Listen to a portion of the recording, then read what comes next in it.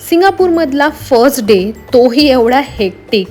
पण पहिल्या दिवशी जी काही एनर्जी असते ना ती नंतर नसते. म्हणूनच मर्लियन आर्ट सायन्स म्युझियम हे सगळं झाल्यानंतर इव्हिनिंगला आम्ही गेलो गार्डन्स बाय द बेला. तसं आम्ही ते फ्लेक्झिबल ठेवलं होतं, झालं तर जाऊ, पण आमच्या सगळं व्यवस्थित प्लॅननुसार ते झालं आणि मग आम्ही तिथे गेलो.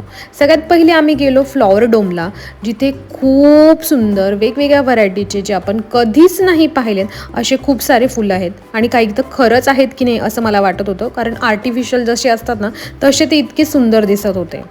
त्यानंतर मग आम्ही गेलो क्लाउड डोम म्हणजेच क्लाउड फॉरेस्टला, जिथे की नाही डायनोसॉर ही थीम होती. आणि आत ना पूर्ण त्यांनी जंगल म्हणजे अगदी नेचर रिअल वाटावं ना असं सगळं केलं होतं. ते पण सगळं खरं होतं. आणि ना जेव्हा तुम्ही तिथे जाणार असाल ना तर एखादं जॅकेट वगैरे सोबत कॅरी करा, कारण की आतमध्ये खूप जास्त थंड असतं. रुही तर डायनोसॉर पाहून खूप खुश झाली आणि मग आम्ही ते ब्रिजवरनं खूप वर खाली असं बऱ्यापैकी छान एक्सप्लोअर केलं. आणि त्यानंतर मग आम्ही गेलो सुपर ट्रिक ग्रोवला. तिथला नाईट शो पाहणं हे मस्ट आहे.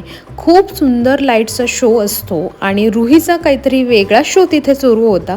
त्या म्युझिकवर ती तिचा डान्स करत होती, त्यामुळे आमचं अर्ध लक्ष तो शो सोडून तिच्या डान्सकडेच होतं, कारण की त्या बीटप्रमाणे ती छान तसा डान्स पण करत होती. आणि ना तिथे मस्त रिलॅक्स होऊन सगळे आरामात बसलेले असतात, झोपून शो बघतात. 2 शो असतात, 8:45 आणि 8:45चा. तुम्हाला पाहिजे तसा तो तुम्ही बघू शकता.